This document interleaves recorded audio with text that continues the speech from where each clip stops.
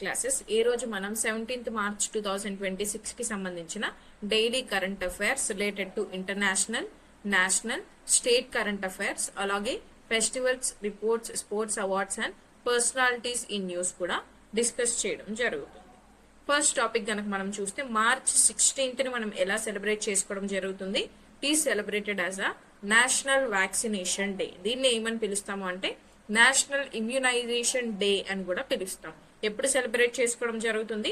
Every year March 16th న celebrate చేసుకోవడం జరుగుతుంది. మరి ఎందుకు ఓన్లీ ఆన్ మార్చ్ 16th అని కనుక మనం చూస్తే పల్స్ పోలియో ప్రోగ్రామ్ అనేది 1995 లో మనకి స్టార్ట్ అవ్వడం జరుగుతుంది ఇన్ ఇండియా.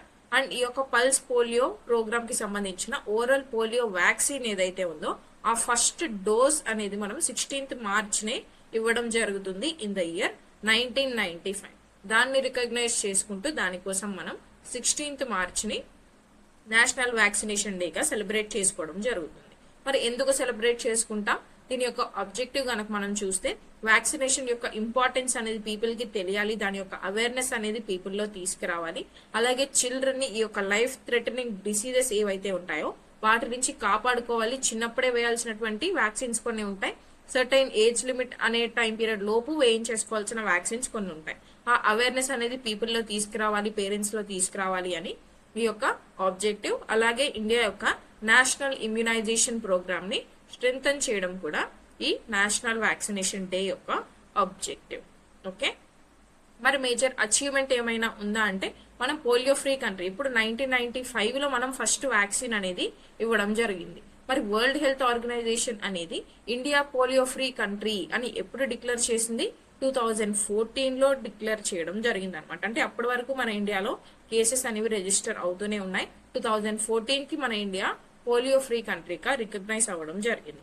అలాగే ఫస్ట్ సక్సెస్ఫుల్ వ్యాక్సిన్ అనేది స్మాల్ పాక్స్ కి ఎప్పుడు డిస్కవర్ చేయడం జరిగింది? ఎడ్వర్డ్ జెన్నర్ 1796 లో డిస్కవర్ చేయడం జరిగింది. ఈ వ్యాక్సిన్ కూడా వ్యాక్సినేషన్ కి సంబంధించిన మేజర్ స్టెప్ అని మనం చెప్పొచ్చు. మరి ఏ మినిస్ట్రీ దీన్ని చూసుకోవడం జరుగుతుంది అని అంటే ministry of health and family welfare ఈ యొక్క ఇనిషియేటివ్ ని చూసుకోవడం జరుగుతుంది లేదా మానిటర్ చేయడం జరుగుతుంది. Next topic, president Murmu launches Delhi Lakhpati Bitiya Yojana. మన ప్రెసిడెంట్ ద్రౌపది ముర్ము గారు ఢిల్లీ లఖ్పతి బిటియా యోజన అనే ఇనిషియేటివ్ ని లాంచ్ చేయడం జరిగింది. ఎక్కడ లాంచ్ చేశారు? ఇందిరాగాంధీ ఇండోర్ స్టేడియంలో ఈ స్కీమ్ ని లాంచ్ చేయడం జరిగిందనమాట. మీరు ఈ పిక్చర్ లో చూడొచ్చు. మరి ఈ స్కీమ్ యొక్క ఆబ్జెక్టివ్ ఏంటి? నేమ్ లోనే ఉంది, ఢిల్లీ లఖ్పతి బిటియా యోజన. అంటే గర్ల్స్ కి ఫినాన్షియల్ ఎంపవర్మెంట్ అనేది ప్రొవైడ్ చేయాలి. అలాగే ఎడ్యుకేషన్ అండ్ స్కిల్ డెవలప్మెంట్ అనేది గర్ల్స్ స్టూడెంట్స్ కి ప్రొవైడ్ చేయాలి. అండ్ అమ్మాయిలకి ఎకనామిక్ ఇండిపెండెన్స్ అనేది ప్రొవైడ్ చేయాలి. అలాగే యంగ్ ఉమెన్ కి ఆపర్చునిటీస్ అనేవి ప్రొవైడ్ చేయాలి అనే ఉద్దేశంతో ఈ ఢిల్లీ లఖ్పతి బిటియా యోజన అనే ఇనిషియేటివ్ ని ప్రెసిడెంట్ గారు లాంచ్ చేయడం జరిగిందన్నమాట. Next topic, PM Narendra Modi inaugurates Micron's ATMP facility in Sanand లో మనకి ఈ యొక్క మైక్రాన్స్ ఏటీఎంపీ ఫెసిలిటీని ప్రైమ్ మినిస్టర్ నరేంద్ర మోడీజీ గారు ఇనాగ్యురేట్ చేయడం జరిగింది. మరి ఏంటి అసలు ఈ యొక్క ఏటీఎంపీ ఫెసిలిటీ అని అంటే అనేది మనకి తెలియాలి. ఏటీఎంపీ అంటే మనకి assembly, testing, marking and packaging. దేనికి సంబంధించి? సెమీ కండక్టర్ మ్యానుఫ్యాక్చరింగ్ కి సంబంధించి assembly, testing, marketing and packaging నే ఏటీఎంపీ ఫెసిలిటీ అని అంటాం. దేనికి సంబంధించి? మైక్రాన్ టెక్నాలజీకి సంబంధించింది. ఎక్కడ ఇనాగ్రేట్ చేయడం జరిగింది? సనంద్ లో ఇనాగ్రేట్ చేయడం జరిగింది అనమాట. మరి ఇది దేనికి ఇంపార్టెన్స్ అని అంటే మనకి ఇండియా యొక్క సెమీ కండక్టర్ ఎకోసిస్టమ్ ని స్ట్రెంథన్ చేయడానికి, అలాగే సెమీ కండక్టర్ మిషన్ అనేది మనం లాంచ్ చేసుకున్నాం, నేషనల్ సెమీ కండక్టర్ మిషన్ అంటాం. అలాగే ఎలక్ట్రానిక్స్ మ్యానుఫ్యాక్చరింగ్ కి గవర్నమెంట్ యొక్క సపోర్ట్ అనేది లభిస్తుంది. అలాగే దీనివల్ల జాబ్ ఆపర్చునిటీస్ అనేవి క్రియేట్ అవ్వడం జరుగుతుంది in this advanced technology infrastructure. And అలాగే domestic chip manufacturing capabilities, recent గా మనం ఈ యొక్క చిప్ ని కూడా లాంచ్ చేయడం జరిగింది అనమాట. అలా డొమెస్టిక్ చిప్ మ్యానుఫ్యాక్చరింగ్ క్యాపబిలిటీస్ ని కూడా ఇది ఇంప్రూవ్ చేస్తుంది. అండ్ ఇంపోర్టెడ్ సెమీ కండక్టర్స్ మీద మనం ఎక్కువగా డిపెండ్ అవ్వకుండా మనమే వీటిని క్రియేట్ చేసి ఎక్స్పోర్ట్ చేసే స్టేజ్ కి వెళ్లే అవకాశాలు కూడా ఉంటాయి. అలాగే ఇండియాని గ్లోబల్ సెమీ కండక్టర్ హబ్ గా తయారు చేయడమే ఒక టార్గెట్ గా మనం సెమీ కండక్టర్ మిషన్ ని కూడా లాంచ్ చేసుకోవడం జరిగింది అనమాట. దానిలో భాగంగా ఇప్పుడు మనకు ప్రైమ్ మినిస్టర్ నరేంద్ర మోడీజీ గారు ఈ మైక్రాన్ ఏటీఎంపీ ఫెసిలిటీని సనంద్లో లాంచ్ చేయడం జరిగింది. Next topic, Jyotiraditya Scindia to represent India at MWC 2026. MWC అంటే ఏంటండి? MWC stands for mobile world Congress 2026. మరి ఎక్కడ హోస్ట్ చేయడం జరిగింది ఈ యొక్క మొబైల్ వరల్డ్ కాంగ్రెస్ ని? బార్సిలోనాలో ఈ యొక్క మొబైల్ వరల్డ్ కాంగ్రెస్ ని స్టార్ట్ చేయడం జరిగింది. మరి ఇండియాని రిప్రజెంట్ చేస్తూ ఎవరు అటెండ్ అయ్యారు ఈ యొక్క కాంగ్రెస్ కి, మీటింగ్ కి అంటే జ్యోతిరాదిత్య సింధియా. మరి మొబైల్ వరల్డ్ కాంగ్రెస్ అనేది అసలు ఎందుకు స్టార్ట్ చేస్తారు, ఇది దేనికి వర్క్ చేస్తుంది అంటే యాన్యువల్లీ అంటే ఇయర్ కి ఒకసారి ఒక మీటింగ్ అనేది కండక్ట్ చేయడం జరుగుతుంది బై GSMA. ఎందుకు?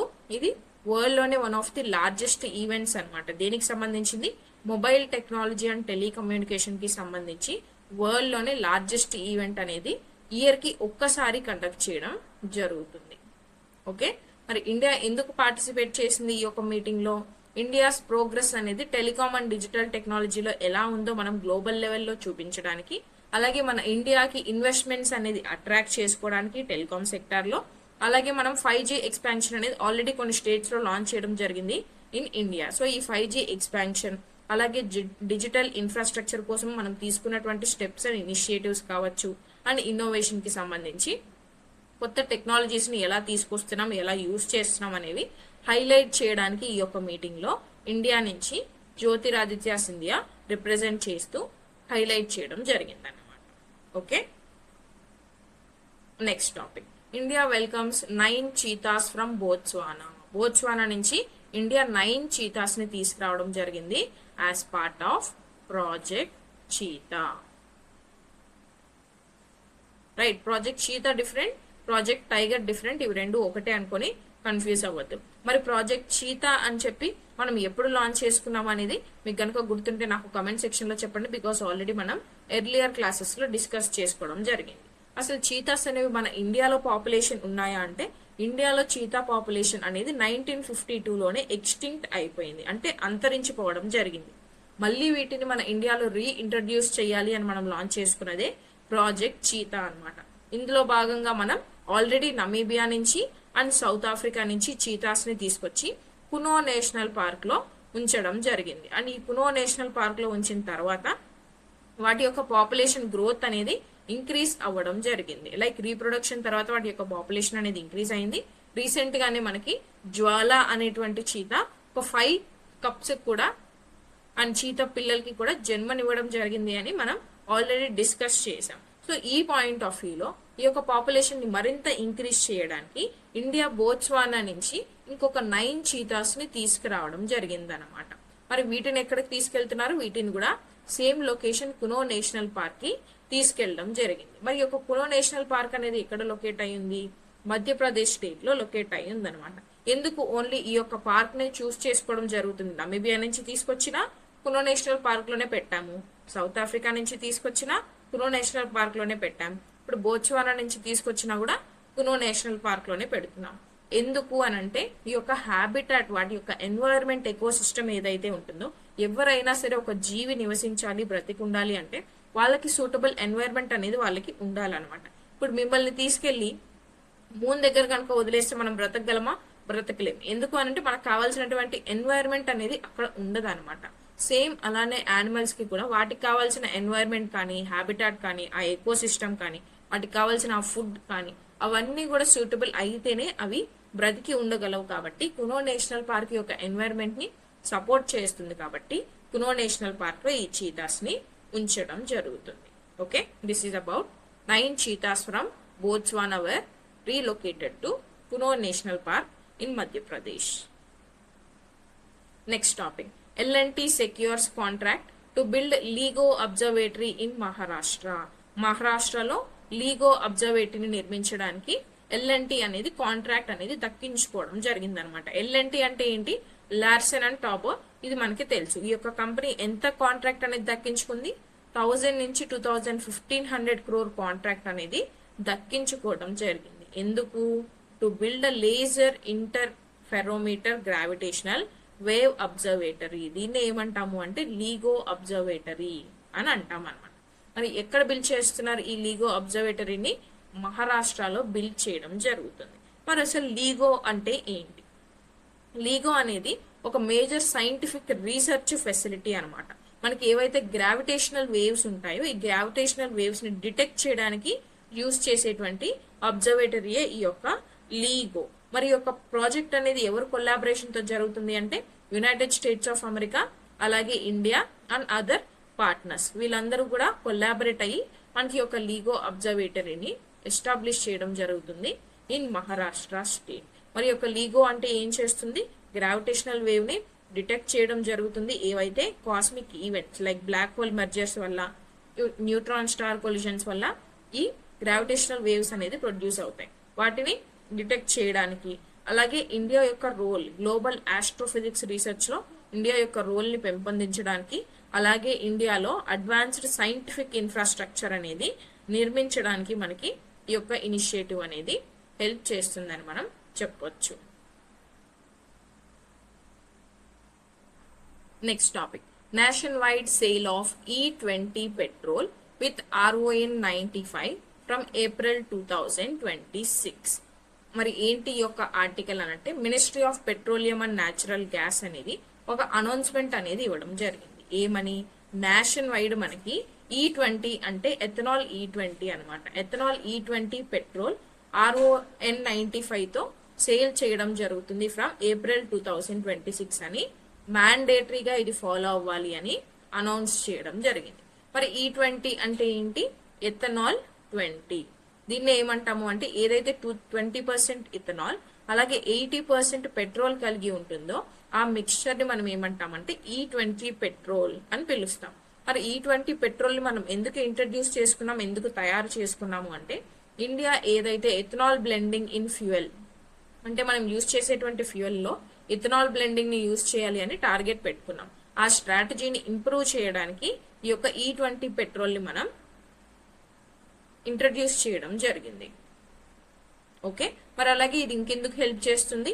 ఇండియా యొక్క క్రూడ్ ఆయిల్ డిపెండెన్స్, వేరే కంట్రీస్ నుంచి మనం చేసుకునేటువంటి ఇంపోర్ట్స్ ఏవైతే ఉన్నాయో క్రూడ్ ఆయిల్ కోసం ఆ ఇంపోర్ట్స్ అనేవి రెడ్యూస్ చేసుకోవడానికి కూడా ఈ ఇనిషియేటివ్ అనేది మనకి సహాయం చేస్తుంది అనమాట. రీసెంట్ గా మనకున్న వెస్ట్ ఏషియా క్రైసిస్ దీనికి బెస్ట్ ఎగ్జాంపుల్. ఇప్పుడు మనం క్రూడ్ ఆయిల్ అనేది దొరకదు అని చెప్పి చాలా వరకు స్టోరేజ్ అనేది చేసి పెట్టుకున్నాం. అలాగే కొంతమంది బ్లాక్ మార్కెట్స్ లో వాళ్ళ దగ్గర ఉన్నా కూడా సరే దాన్ని అమ్మకుండా ఉంచుకొని బ్లాక్ మార్కెట్ లో ఎక్కువ కాస్ట్ కి అమ్ముతున్నారు.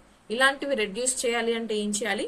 మన నేషన్ లోనే దాన్ని ప్రొడ్యూస్ చేయాలి. సో ఇంపోర్ట్ క్రూడ్ ఆయిల్ అనేది డిపెండెన్స్ అనేది తగ్గించుకోవాలన్నమాట. దానికి ఈ యొక్క E20 పెట్రోల్ అనేది బెస్ట్ వే అని చెప్పొచ్చు. మరి RON 95 అంటే ఏంటి? Research octane number 95. మరి ఇదేం చేస్తుంది అంటే ఆ ఫ్యూయల్ యొక్క ఎబిలిటీని క్యాల్కులేట్ చేయడం జరుగుతుంది. అంటే ఆ ఇంజన్ యొక్క నాకింగ్ అనేది ఏదైతే ఉంటుందో దాన్ని మెజర్ చేయడానికి ఈ యొక్క RON నెంబర్ అంటాం, research octane number. High quality petrol అనేది మోడర్న్ ఇంజన్స్ కి సూటబులా కాదా అని ఈ RON 95 నెంబర్ ద్వారా మనం చెప్పవచ్చు. అదే E20 విత్ RON 95 ఏప్రిల్ 2026 నుంచి మ్యాండేటరీగా సేల్ చేయాలి నేషన్ వైడ్ అని ministry of petroleum and natural gas మనకి అనౌన్స్ చేయడం జరిగింది. నెక్స్ట్, మరి దీని యొక్క ఆబ్జెక్టివ్స్ ఏంటి? క్రూడ్ ఆయిల్ ఇంపోర్ట్స్ అనేవి రెడ్యూస్ చేసుకోవడం, క్లీనర్ అండ్ గ్రీనర్ ఫ్యూయల్స్ కి మనం షిఫ్ట్ అవ్వడం. అంటే నథింగ్ బట్ ఏవైతే ఎమిషన్స్ అనేవి ఉన్నాయో మన ఎన్వైరన్మెంట్ ని పాడు చేసేటువంటి ఎమిషన్స్ లేదంటే పొల్యూట్ చేసేటువంటి ఎమిషన్స్ ఏవైతే ఉన్నాయో వాటిని రెడ్యూస్ చేసుకుని మనం క్లీనర్ ఫ్యూయల్స్ ఏవైతే మనకి అసలు ఎన్వైరన్మెంట్ కి హాని కలిగించకుండా ఉంటాయో ఆ యొక్క ఫ్యూయల్స్ కి షిఫ్ట్ అవ్వడమే దీని యొక్క ఆబ్జెక్టివ్. అలాగే ఫార్మర్స్ ని ఎథనాల్ ప్రొడక్షన్ అనేది మనకి ఎలా ఫార్మర్స్ కి హెల్ప్ చేస్తుంది అంటే మనకి ఏవైతే షుగర్ కేన్ అండ్ మెయిస్ అనేవి ఉన్నాయో ఇవి రెండు క్రాప్స్ రెసిడ్యూలో నుంచి మనకి ఎథనాల్ వస్తుంది. అలాగే ఇవి రెండిటికి కనుక ఈ క్రాప్స్ ని ఫెర్మెంటేషన్ ప్రాసెస్ చేసాం అనుకోండి, దీని ద్వారా మనకి ఎథనాల్ అనేది ఫామ్ అవ్వడం జరుగుతుంది.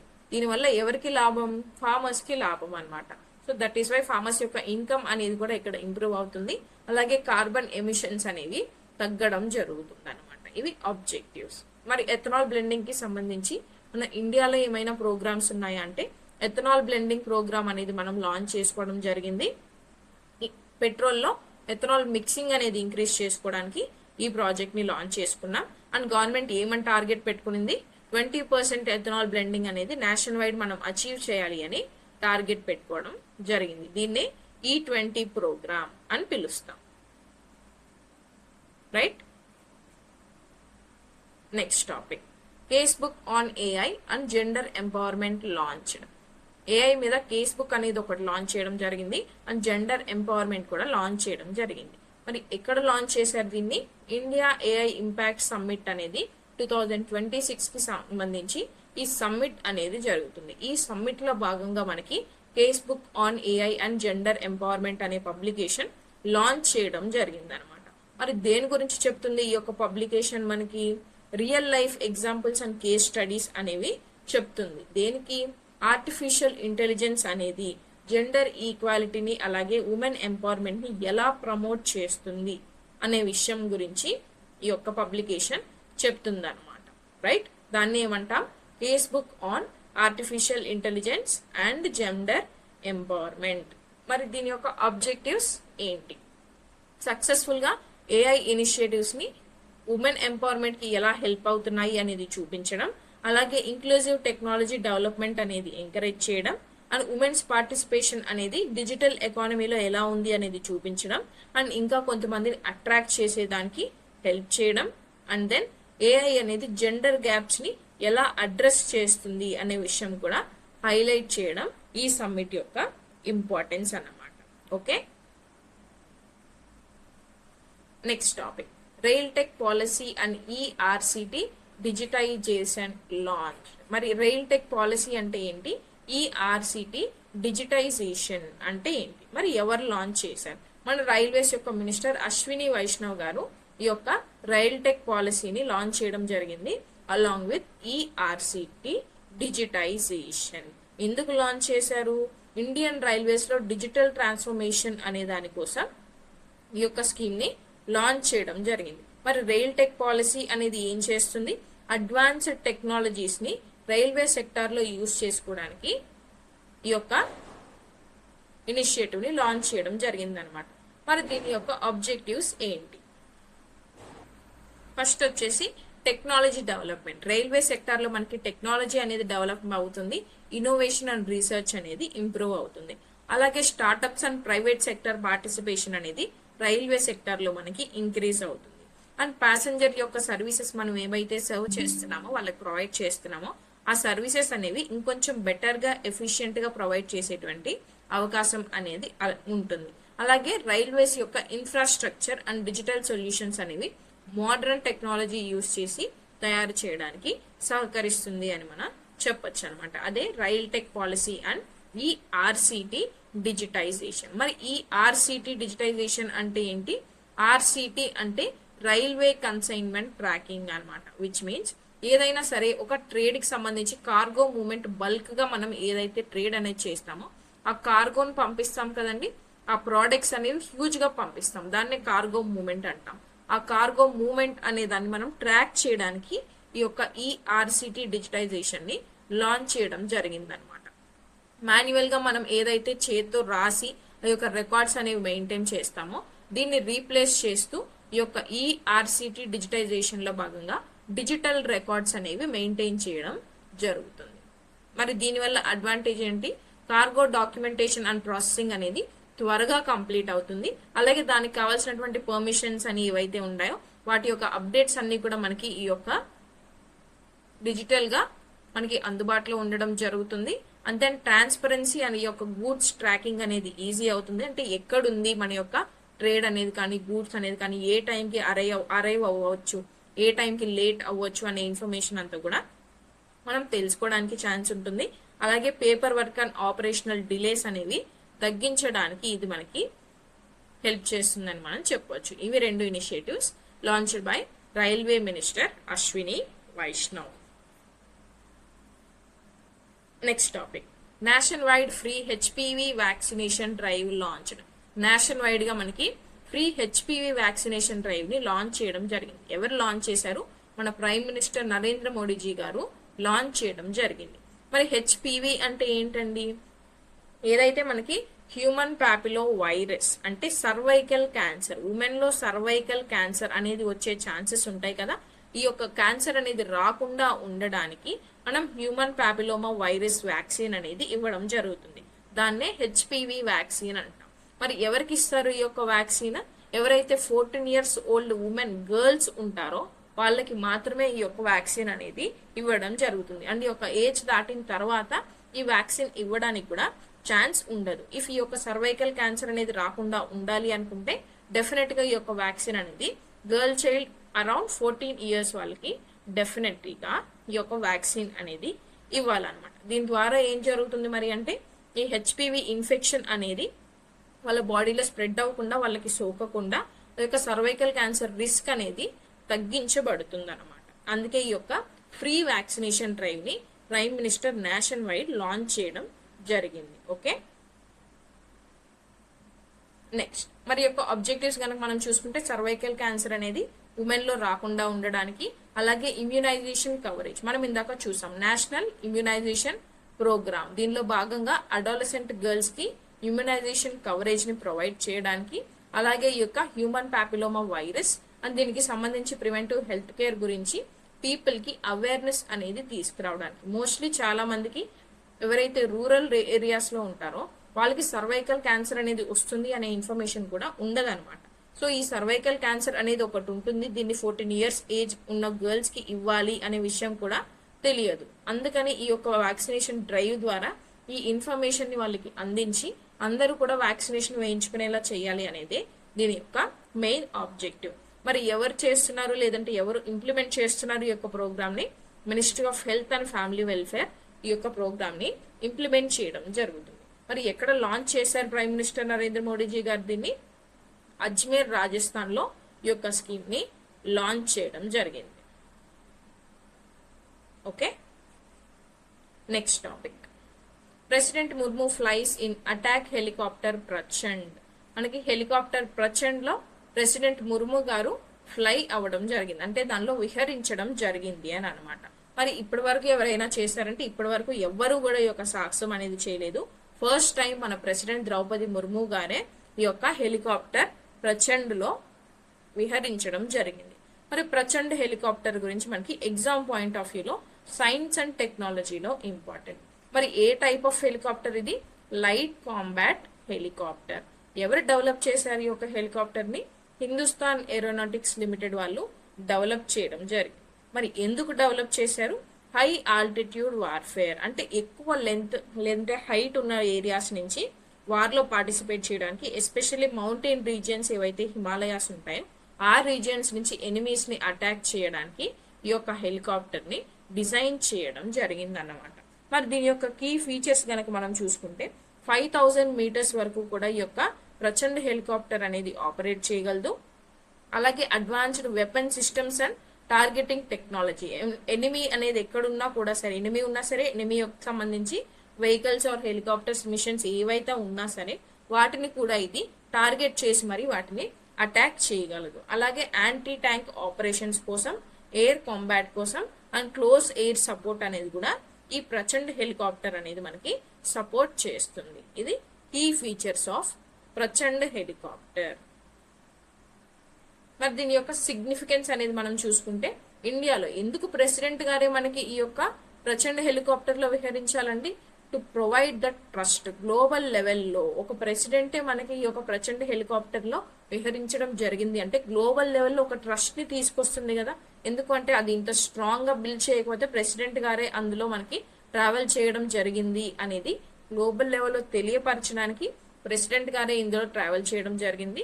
దీని ద్వారా ఏం జరుగుతుందంటే ఇండియా యొక్క డిఫెన్స్ టెక్నాలజీ మీద ట్రస్ట్ అనేది గ్లోబల్ లెవెల్లో ఏర్పడడం జరుగుతుంది. అలాగే మన డిఫెన్స్ మ్యానుఫ్యాక్చరింగ్ సెక్టర్ ని మేక్ ఇన్ ఇండియా ఇనిషియేటివ్ లో భాగంగా హైలైట్ చేసిన వాళ్ళు కూడా అవుతుంది అనమాట. ఓకే, ఇది ప్రచండ్ హెలికాప్టర్ యొక్క significance. Next topic, mosaic defence doctrine in Iran. Iran లో మొసాయిక్ డిఫెన్స్ డాక్ట్రిన్ అనేది ఫాలో అవ్వడం జరిగింది as part of west Asia conflict. ఇప్పుడు జరుగుతున్నటువంటి ఇరాన్ ఇజ్రాయెల్ వార్ లో డీసెంట్రలైజ్డ్ మొసాయిక్ డిఫెన్స్ డాక్ట్రిన్ ని ఫాలో అవ్వడం జరిగింది అనమాట. అందుకే ఇది న్యూస్లో ఉంది. ఈ యొక్క మొజాయిక్ డిఫెన్స్ డాక్ట్రిన్ యొక్క మెయిన్ ఆబ్జెక్టివ్ ఏంటి? కంటిన్యూ రెసిస్టెన్స్ అనేది ప్రొవైడ్ చేసి ఎనిమీ నుంచి వార్ఫేర్లో ఈవెన్ సెంట్రల్ లీడర్షిప్ అనేది ఒక టీం ఉంది అంటే, ఒక వార్లో పార్టిసిపేట్ చేస్తున్నామంటే డెఫినెట్గా మిలిటరీ టీం ఉంటుంది. మిలిటరీ టీంకి ఒక కింగ్ లేదంటే ఒక హెడ్ అనే వాళ్ళు ఉంటారు కదా. ఈవెన్ ఈ హెడ్ అనే ఆయన ప్రాణాలు కోల్పోయినా సరే, ఈ హెడ్ దగ్గర ఉన్నటువంటి టీం వీక్ అయిపోయినా సరే, మిగతా టీం ఏదైతే సరౌండ్ చేసి ఉంటుందో ఈ టీం అనేది వాళ్ళ యొక్క సపోర్ట్ని స్ట్రెంగ్త్ని కోల్పోకూడదు అనే ఉద్దేశంతో వీళ్ళు ఫాలో అయ్యే డిఫెన్స్ సిస్టమ్ని ఏమంటాము అంటే మొజాయిక్ డిఫెన్స్ సిస్టమ్ అని పిలుస్తాం. మరి ఎలా ఫాలో, ఎవరు దీనికి డాక్ట్రిన్కి ఆర్కిటెక్ట్, ఎవరు ఇంట్రడ్యూస్ చేశారు దీన్ని అంటే మొహమ్మద్ అలీ జఫారీ అనేటువంటి పర్సన్ మనకి ఈ యొక్క డిఫెన్స్ డాక్ట్రిన్ని ఇంట్రడ్యూస్ చేయడం జరిగిందనమాట. మరి ఈ మొజాయిక్ డిఫెన్స్ డాక్ట్రిన్లో ఏం ఫాలో అవుతారు? Decentralised military structure, which means మనకి టీమ్ హెడ్ అనే వాళ్ళు ఎవరైతే ఉంటారో వాళ్ళు వీక్ అయిపోయినా సరే మిగతా మిలిటరీ సిస్టమ్ ఏదైతే ఉంటుందో, ఇఫ్ మీరు కనుక బాహుబలి మూవీ అబ్జర్వ్ చేశారా, బాహుబలి మూవీలో ఏమవుతుంది, ఆ వార్ ఎప్పుడైతే కాలకేయకి అండ్ బాహుబలికి జరుగుతూ ఉంటుందో ఆ టైం పీరియడ్లో ఒకానొక టైం పీరియడ్లో వాళ్ళు కాన్ఫిడెన్స్ అనేది లూజ్ అయిపోతారు. ఈ కాన్ఫిడెన్స్ లూజ్ అయినప్పుడు అగైన్ మనకి ప్రభాస్ వాళ్ళలో కాన్ఫిడెన్స్ని నింపి ఆ తర్వాత మళ్ళీ వారిని వార్లోకి తీసుకెళ్ళడం జరుగుతుంది అనమాట.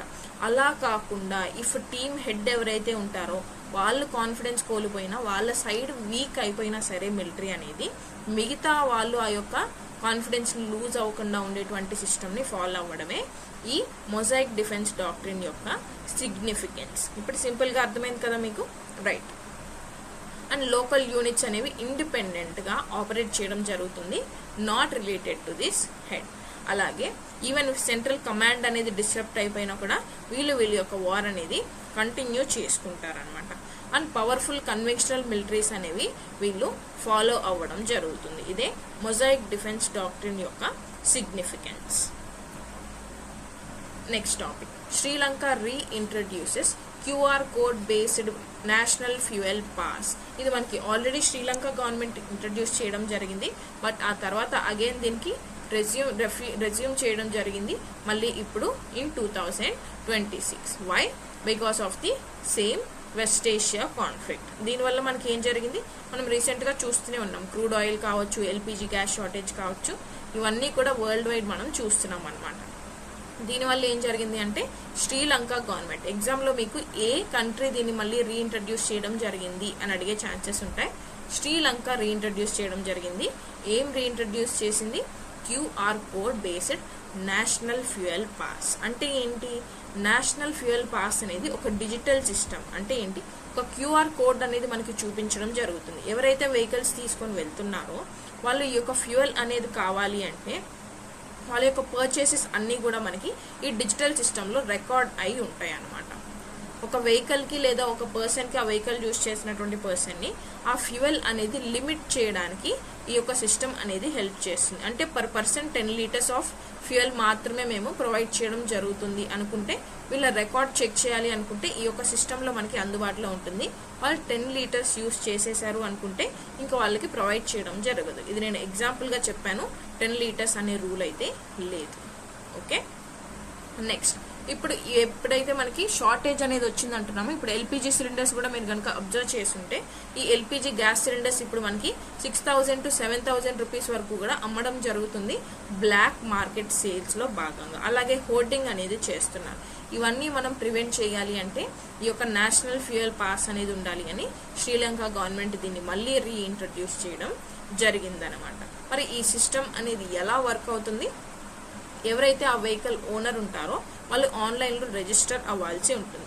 ఆ తర్వాత ఎవ్రీ వెహికల్కి ఒక యూనిక్ క్యూఆర్ కోడ్ అనేది, లైక్ మీకు ఎలాగైతే ఫోన్పేలో ఒక క్యూఆర్ కోడ్ అనేది మీకు ఉంటుందో మీరు పేమెంట్ రిసీవ్ చేసుకోవడానికి, అలా ఒక క్యూఆర్ కోడ్ అనేది మీకు ప్రొవైడ్ చేయడం జరుగుతుంది.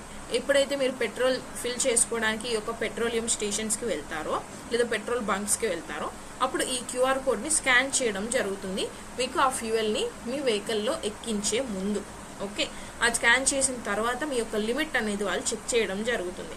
అప్పుడు ఆ fuel quantity and purchase details అనేది వాళ్ళకి రికార్డ్ అయి ఉంటుంది అనమాట ఇన్ డిజిటల్ సిస్టమ్.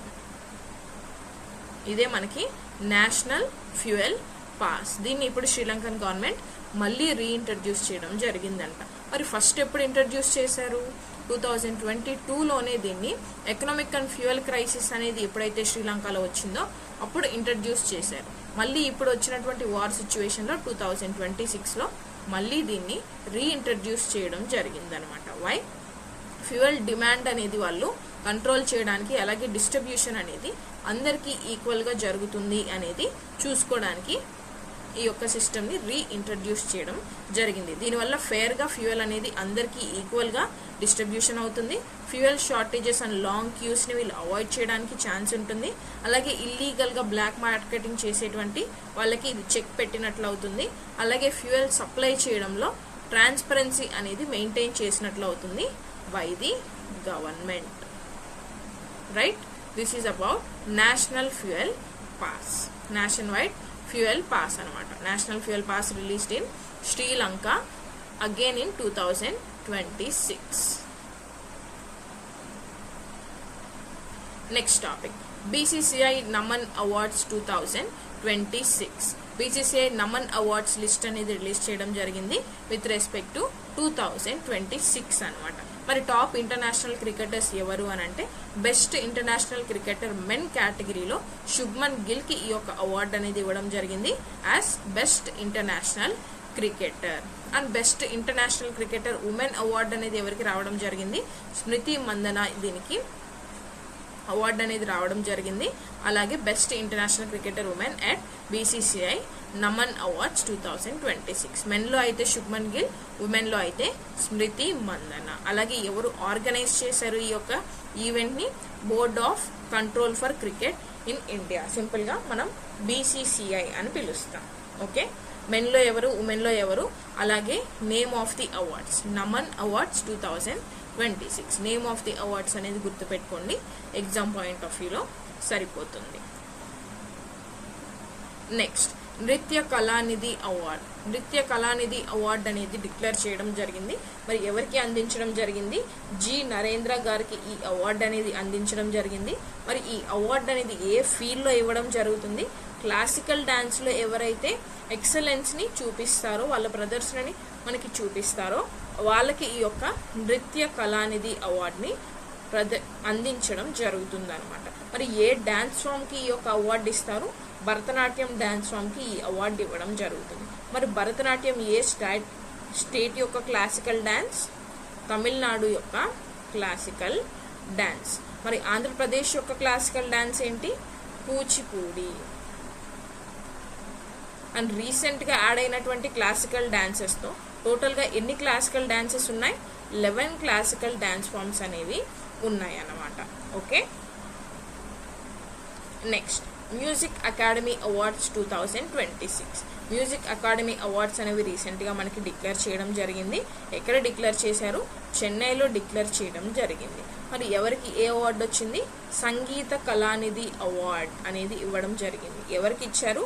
జయంతి కుమరేష్కి ఈ యొక్క అవార్డు అనేది ఇవ్వడం జరిగింది. మరి ఏ ఫీల్డ్లో ఇవ్వడం జరిగింది? కర్ణాటిక్ క్లాసికల్ మ్యూజిక్ ఫీల్డ్లో ఈ యొక్క అవార్డు అనేది జయంతి గారికి ఇవ్వడం జరిగింది. మరి ఏ మ్యూజికల్ ఇన్స్ట్రుమెంట్లో ఈమె పాపులర్ పర్సనాలిటీ? వీణా అనే ఈ మ్యూజికల్ ఇన్స్ట్రుమెంట్ వాయించడంలో ఈమె పాపులర్ పర్సనాలిటీ. మరి ఏ conference? 100th conference and concerts of the music academy Madras అనేది 2026 డిసెంబర్లో స్టార్ట్ అవుతుంది చెన్నైలో. అప్పుడు ఈ యొక్క అవార్డు అనేది ఇవ్వడం జరుగుతుంది అన్నమాట. Okay, and Sangeetha Kalanithi award కనుక మనం చూసుకుంటే మనకి మ్యూజిక్ ఫీల్డ్లో ఇచ్చేటువంటి హైయెస్ట్ ఆనరే ఈ యొక్క Carnatic classical music award. Okay,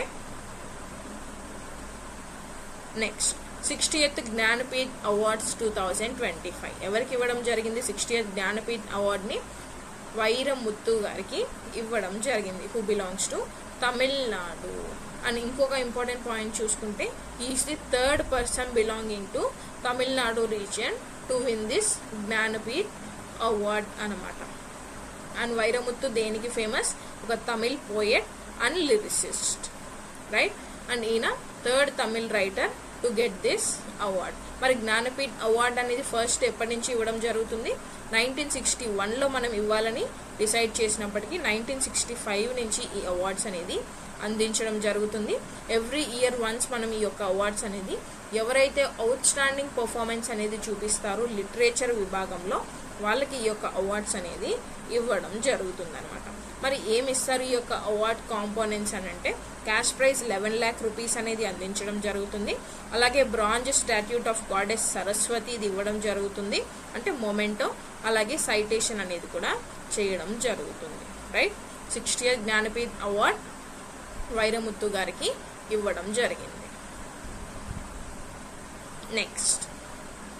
next topic, NMDC achieves record iron ore production for financial year 2025 to 26. NMDC ki, which means National Mineral Development Corporation Limited ki India's first mining company anamata to produce 50 million tons of iron ore. Iron ore ni ఒక single year లోనే 50 million tons ని produce చేసిన first mining Indian కంపెనీగా NMDC record break చేయడం జరిగింది అనమాట. మరి ఎంత ఐరన్ ప్రొడ్యూస్ చేయడం జరిగింది? 50 million tons. ఏ ఇయర్ లో ప్రొడ్యూస్ చేసింది? 2025 to 26 ఫైనాన్షియల్ ఇయర్ కి ప్రొడ్యూస్ చేయడం జరిగింది. మరి NMDC అంటే ఏమని చూసాం ఇప్పుడే మనం, నేషనల్ మినరల్ డెవలప్మెంట్ కార్పొరేషన్. అలాగే ఇదొక పబ్లిక్ సెక్టార్ అండర్టేకింగ్, అంటే ప్రైవేట్ ఇన్వెస్ట్మెంట్ కాదు, పబ్లిక్ సెక్టార్ అండర్టేకింగ్ గా వర్క్ చేయడం జరుగుతుంది. మరి ఏ మినిస్ట్రీ కింద వర్క్ చేస్తుంది? మినిస్ట్రీ ఆఫ్ స్టీల్ కింద వర్క్ చేయడం జరుగుతుంది. అండ్ దీని యొక్క హెడ్ క్వార్టర్స్ అనేది హైదరాబాద్ లో లొకేట్ అయి ఉంటుంది. మరి మన ఇండియాలో మేజర్ మైనింగ్ ఏరియాస్ ఎక్కడున్నాయి? వేర్ NMDC ఆపరేట్ చేసేటువంటి మైనింగ్ ఏరియాస్ అని గనక మనం చూస్తే ఛత్తీస్గఢ్ రీజియన్ లో ఉంది, అలాగే కర్ణాటకలో డోనిమలై మైన్స్ అనేది ఉంటుంది. ఈ రెండు రీజియన్స్ లో మనకి NMDC ఆపరేట్ చేసే మేజర్ మైనింగ్ రీజియన్స్ అనేవి లొకేట్ అయి ఉన్నాయి. అండ్ ఐరన్ కూడా గుర్తుపెట్టుకోండి, డిఫరెంట్ టైప్స్ ఆఫ్ ఐరన్ అనేది ఉంటుంది. లైక్ పిగ్ ఐరన్ అనేది ఉంటుంది, రాట్ ఐరన్ అనేది ఉంటుంది. ఓకే, అండ్ ఈ యొక్క ఐరన్ నుంచి కూడా మనకి కంపోజిషన్ చూసుకోండి. కంపోజిషన్ కూడా మనకి కొన్ని మెటల్స్ యాడ్ చేయడం వల్ల స్టెయిన్లెస్ స్టీల్ అనేది కూడా ఫామ్ అవ్వడం జరుగుతుంది అనమాట. విచ్ మీన్స్ మీరు కొన్ని అల్లాయ్స్ అనేవి ఫామ్ అవుతాయి ఐరన్ తో పాటు. ఆ అల్లాయ్స్ ఏంటి అనేది కూడా చూసుకోవాలి. లైక్ హెమటైట్ అని, మ్యాగ్నటైట్ అని. ఓకే, ఇవన్నీ కూడా చూసుకోవాల్సి ఉంటుంది exam point of view. Because మనకి ఒక టాపిక్ న్యూస్ లో ఉంది అన్నప్పుడు దాని నుంచి ఎగ్జామ్ లో క్వశ్చన్ ఎలా అడుగుతాడు ఎగ్జామినర్ అనేది మనం చెప్పలేం. సైన్స్ పాయింట్ ఆఫ్ వ్యూలో అడగాలి అనుకుంటే ఇలా క్వశ్చన్స్ అడగచ్చు, కరెంట్ అఫైర్స్ పాయింట్ ఆఫ్ వ్యూలో అడగాలనుకుంటే ఇలా క్వశ్చన్ అనేది అడగచ్చు. లేదు స్టాటిక్ పార్ట్ మీద ఫోకస్ చేయాలి అనుకుంటే ఈ పార్ట్ మీద మీకు క్వశ్చన్ అనేది అడగచ్చు. రైట్, అందుకే కరెంట్ అఫైర్స్ అనేది చదువుతున్నప్పుడు అన్ని డైమెన్షన్స్ లోనూ మీరు ఆర్టికల్ ని కవర్ చేయాల్సి ఉంటుంది. And significance of this NMDC కనుక మనం చూసుకుంటే ఇండియా స్టీల్ ప్రొడక్షన్ కెపాసిటీ అనేది ఇంప్రూవ్ అయింది అని చెప్పొచ్చు. అలాగే గవర్నమెంట్ గోల్ ఏదైతే ఉందో డొమెస్టిక్ మినరల్ ప్రొడక్షన్ అనేది ఇంక్రీజ్ చేయాలి అని, దాన్ని ఇది హెల్ప్ చేసినట్లు అవుతుంది, అచీవ్ చేసినట్లు అవుతుంది. అలాగే NMDC యొక్క పొజిషన్ అనేది India's largest iron ore producer గా మళ్ళీ రీఇన్ఫోర్స్ చేయడం జరిగింది. అంటే దీని పేరు అనేది నిలదొక్కుకోవడం జరిగింది as the first position. Right, ఇది about NMDC record breaking iron ore production for the year 2025 to 26. ఎంత ప్రొడ్యూస్ చేయడం జరిగింది? 50 million tons. Okay, next topic, tiger deaths in India 2025. 2025 లో టైగర్ డెత్స్ అనేవి జరిగాయి. ఈ యొక్క టైగర్ డెత్స్ అనేవి న్యూస్ లో ఉన్నాయి. మరి డేటా కనుక మనం అబ్జర్వ్ చేస్తే ఇందాక మనం డిస్కస్ చేసింది ప్రాజెక్ట్ చీతా అండి, కన్ఫ్యూజ్ అవ్వద్దు. ప్రాజెక్ట్ చీతా అనేది వేరు, ప్రాజెక్ట్ టైగర్ అనేది వేరు. ప్రాజెక్ట్ టైగర్ ఎప్పుడు లాంచ్ చేసుకున్నాము? 1973లో లాంచ్ చేసుకున్నాం. అండ్ రీసెంట్ గా మనం 50 years కంప్లీట్ అయింది అని కూడా సెలబ్రేట్ చేసుకోవడం జరిగింది as part of project tiger. Okay, and 50 years complete చేసుకున్న సందర్భంగానే ఇంటర్నేషనల్ బిగ్ క్యాట్ అలయన్స్ అనేది కూడా మనం సమ్మిట్ అనేది పెట్టుకోవడం జరిగింది. రైట్, మరి according to the data from national tiger conservation authority అంటే NTCA ప్రకారం ఎన్ని టైగర్ డెత్స్ అనేవి జరిగాయి 2025 లో 166 టైగర్స్ అనేవి చనిపోవడం జరిగింది. మేజర్ గా మహారాష్ట్రలోనే 41 టైగర్స్ అనేవి చనిపోవడం జరిగింది అనమాట. విచ్ మీన్స్ మహారాష్ట్రలో ఎక్కువగా టైగర్ డెత్స్ అనేవి రికార్డ్ అవ్వడం జరిగింది ఫర్ ది ఇయర్ 2025. అండ్ ఇది ఎందుకు ఇంపార్టెంట్, మహారాష్ట్రలోనే మనకి మేజర్ గా 25% ఆఫ్ టైగర్ డెత్స్ అనేవి జరిగాయి కాబట్టి ఈ పాయింట్ ఇంపార్టెంట్. అండ్ దెన్ ఇండియాలో మనకి 70% ఆఫ్ వరల్డ్ వైల్డ్ టైగర్స్ అనేవి ఎక్కడున్నాయి అంటే వరల్డ్ వైడ్ మనం చూసుకుంటే మన ఇండియాలోనే ఉన్నాయి. అండ్ ఇందులో ఇప్పుడు మనకి మహారాష్ట్రలోనే 41 టైగర్స్ చనిపోవడం అనేది కొంత మనం అబ్జర్వ్ చేయాల్సినటువంటి విషయం అని మనం చెప్పొచ్చు. విచ్ మీన్స్ మనం తీసుకున్నటువంటి ఇనిషియేటివ్స్ కావచ్చు, లేదా వాటికి మనం సపోర్ట్ చేసినటువంటి వాటికి అందిస్తున్నటువంటి లైఫ్ స్టైల్ కావచ్చు, వాటికి సెట్ అవ్వలేదు అని మనం చెప్పొచ్చు. అండ్ రీసెంట్ గా న్యూస్ లో ఉంది ఈ యొక్క టైగర్స్ కి ఈ ఇష్యూస్ అనేవి లైక్ రేడియో కాలర్ ఇన్ఫెక్షన్ అనేది రావడం వల్ల కొన్ని పులులు అయితే చనిపోవడం జరిగింది అని మనం న్యూస్ లో కూడా చూసాం. అలాగే కొన్ని టైగర్స్ అనేవి మెలనిన్ కంటెంట్ అనేది తగ్గిపోవడం వల్ల హెల్త్ అనేది పాడైంది కొన్ని టైగర్స్ కి అని కూడా న్యూస్ లో చూడటం జరిగింది. So this is about tiger deaths in India. మరి ఈ యొక్క టైగర్ డెత్స్ కి రీజన్స్ కనుక మనం చూసుకుంటే న్యాచురల్ కాజెస్ కానీ మనం చూసుకుంటే ఓల్డ్ ఏజ్ కావచ్చు, కొన్ని డిసీజెస్ అనేవి సోకడం వల్ల చనిపోయాయి. అలాగే టెరిటోరియల్ ఫైట్స్ బిట్వీన్ టైగర్స్ మధ్యనే ఫైట్స్ రావడం, poaching and illegal wild life trade అనమాట. ఇల్లీగల్ గా వీటిని ట్రేడ్ చేయడం, కొంతమంది చంపేయడం, అలాగే కొంతమంది వీటి యొక్క స్కిన్ కోసం వీటిని చంపేయడం. And then human wildlife conflict వల్ల కూడా అవి మన ఎన్వైరన్మెంట్ లోకి రావడం, మనం వాటి యొక్క హ్యాబిటాట్ లోకి వెళ్ళడం, దాని వల్ల కూడా మనకి హ్యూమన్ వైల్డ్ లైఫ్ కాన్ఫ్లిక్ట్ అనేది జరుగుతుంది. అండ్ దీన్ని మనం ఇప్పుడు కంట్రోల్ చేయడానికి ఆంధ్రప్రదేశ్ గవర్నమెంట్ రీసెంట్ గా ఒక ప్రాజెక్ట్ అనేది లాంచ్ చేయడం జరిగింది. దాని పేరేంటి, ప్రాజెక్ట్ హనుమాన్. దేనికోసం లాంచ్ చేశారు ఈ యొక్క ప్రాజెక్ట్ హనుమాన్ ని? To reduce the human wildlife conflict, especially elephants. Okay, A state government launch చేసింది? ఆంధ్రప్రదేశ్ స్టేట్ గవర్నమెంట్ లాంచ్ చేయడం జరిగింది. అలాగే యాక్సిడెంట్స్ వల్ల కూడా కొన్ని టైగర్స్ అనేవి చనిపోవడం జరిగింది. మరి మేజర్ గా ఈ ప్రాజెక్ట్ టైగర్ ని ఎవరు చూసుకుంటారన్నాము? ఎన్టీసీఏ ఆర్గనైజేషన్ చూసుకుంటుంది. ఎన్టీసీఏ అంటే ఏంటి? National tiger conservation authority. ఎప్పుడు ఎస్టాబ్లిష్ చేశాం? 2005 లో ఈ బాడీని ఎస్టాబ్లిష్ చేయడం జరిగింది. మరి ఎవరి అండర్ లో ఈ యొక్క ఎన్టీసీఏ వర్క్ చేస్తుంది? Ministry of environment, forest and climate change విభాగంలో వర్క్ చేయడం జరుగుతుంది. మరి ఏమేం చేస్తుంది ఈ యొక్క ఎన్టీసీఏ? దీని యొక్క కీ ఫీచర్స్ ఏంటి అంటే ప్రాజెక్ట్ టైగర్ యొక్క ఇంప్లిమెంటేషన్ ఎలా జరుగుతుంది అని చూసుకుంటుంది. Tiger population and conservation efforts అనేవి ఎలా జరుగుతున్నాయి నేషన్ వైడ్, స్టేట్ వైడ్ అనేది చూసుకుంటుంది. అలాగే టైగర్ హ్యాబిటాట్స్ అండ్ రిజర్వ్స్ ని ప్రొటెక్ట్ చేస్తుంది. This is about NTCA. మరి టైగర్ సెన్సెస్ అనేది కూడా ఒకటి ఉంది కదండి. ఈ టైగర్ సెన్సెస్ అనేది ఎన్ని ఇయర్స్ కి ఒకసారి కండక్ట్ చేసుకుంటాము? 3 years కి ఒకసారి టైగర్ సెన్సెస్ అనేది రిలీజ్ చేయడం జరుగుతుంది. Next topic, India post launches speed post 24 and speed post 48. ఇవి రెండు ఇనిషియేటివ్స్ ని మనకి ఇండియా పోస్ట్ లాంచ్ చేయడం జరిగింది అనమాట. వీటిని ఏమంటాము అంటే premium time bound postal services అంటాం. విచ్ మీన్స్ స్పీడ్ పోస్ట్ 24 అంటే ఏంటి అంటే డెలివరీ అనేది 24 hours లో గనక మనం చేస్తే దాన్నే స్పీడ్ పోస్ట్ 24 అంటాం. అలాగే డెలివరీ అనేది 48 hours లో గనక రిసీవ్ అయితే దాన్ని ఏమంటాము అంటే స్పీడ్ పోస్ట్ 48 ఇనిషియేటివ్ అని పిలుస్తాం. దీని ద్వారా మరి ఏ సర్వీసెస్ ప్రొవైడ్ చేస్తారు అంటే ఏవైనా సరే ఒక డాక్యుమెంట్స్ కావచ్చు, పార్సెల్స్ కావచ్చు, ఒక ఫిక్స్డ్ టైం ఫ్రేమ్ లో అర్జెంట్ గా మనకి 24 hours లేదా 48 hours లో ఒక డెస్టినేషన్ నుంచి ఇంకొక డెస్టినేషన్ కి రీచ్ అవ్వాలి అనుకున్నప్పుడు ఈ ఇనిషియేటివ్స్ ని యూజ్ చేసుకోవచ్చు అనమాట. ఎవరు లాంచ్ చేశారు? ఇండియా పోస్ట్ లాంచ్ చేయడం జరిగింది. మరి ఎప్పటి నుంచి ఇంప్లిమెంట్ చేస్తారు? 17th March నుంచి ఈ యొక్క న్యూ సర్వీస్ అనేది ఇంప్లిమెంట్ చేయడం జరుగుతుంది నేషన్ వైడ్. ఓకే, మరి ఆబ్జెక్టివ్ కనుక మనం చూసుకుంటే faster and reliable delivery. Definite గా 24 hours లేదంటే 48 hours టైం పీరియడ్ లో మీకు డెలివరీ అనేది అందించడం జరుగుతుంది. అలాగే ఎఫిషియన్సీ అండ్ కస్టమర్ సాటిస్ఫాక్షన్ అనేది పోస్టల్ సర్వీసెస్ లో ఇంప్రూవ్ చేయడానికి ఈ స్కీమ్ అనేది లాంచ్ చేయడం జరిగింది.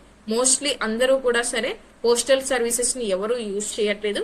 అందరూ కూడా డిటిడిసి అని లేదంటే ప్రైవేట్ ఏవైతే సర్వీసెస్ డెలివరీ సర్వీసెస్ ఉన్నాయో వాటిని ఇప్పుడు చూస్ చేసుకోవడం జరుగుతుంది. కాబట్టి పోస్టల్ సర్వీసెస్ మీద వాళ్ళ యొక్క ట్రస్ట్ అనేది బిల్డ్ చేయడానికి ఈ ఇనిషియేటివ్ కూడా తీసుకురావడం జరిగింది. ఎందుకు? To compete with private courier services and provide guarantee delivery time lines. Features కనుక మనం చూసుకుంటే టైం బౌండ్ గ్యారంటీ డెలివరీ కాబట్టి డెఫినెట్ గా డెలివరీ అనేది అందుతుంది. అర్జెంట్ డాక్యుమెంట్స్ అండ్ పార్సెల్స్ వెళ్ళాలి ఒక ప్లేస్ నుంచి ఇంకో ప్లేస్ కి అనుకుంటే ఈ ఫీచర్ అనేది హెల్ప్ అవుతుంది. ట్రాకింగ్ అండ్ రిలయబిలిటీ అనేది కూడా మనకి దీని ద్వారా ఒక కోడ్ అనేది మనకి పంపించడం జరుగుతుంది. సో దట్ ఆ యొక్క డెలివరీని కానీ పార్సెల్ ని కానీ మనం ట్రాక్ చేయొచ్చు. Right, this is about India post 24 and India post 48 delivery initiatives. So these are the important current affairs of 17th March 2026 and ఈ యొక్క కంప్లీట్ సెషన్ యొక్క పీడిఎఫ్ అనేది మీకు ఫ్రీగా ఎల్టీఎక్స్ క్లాసెస్ యొక్క టెలిగ్రామ్ ఛానల్లో అవైలబుల్ గా ఉంటుంది. మీరు ఫ్రీగా ఈ యొక్క టెలిగ్రామ్ ఛానల్ నుంచి పీడిఎఫ్ ని డౌన్లోడ్ చేసుకోవచ్చు. అండ్ టెలిగ్రామ్ ఛానల్ యొక్క లింక్ అనేది మీకు కమెంట్ సెక్షన్ లో పిన్ చేయబడి ఉంటుంది. You can download the PDF from the given link. And thank you so much. See you all tomorrow in tomorrow's current affairs analysis.